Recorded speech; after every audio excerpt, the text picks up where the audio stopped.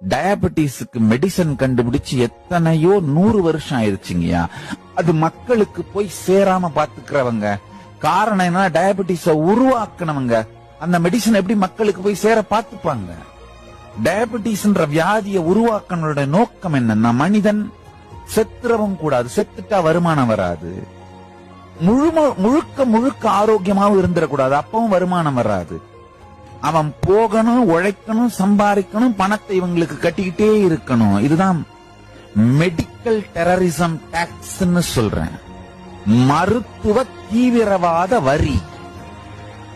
பணம் சுரக்கின்ற இயந்திரமாக மனிதன் இருக்க வேண்டும் என்பதற்காக அவனை மருத்துவ ரீதியாக அடிமைப்படுத்தி வைத்து கொடுமைப்படுத்தி பறிக்கப்படும் பணம் மருத்துவ தீவிரவாத வரி.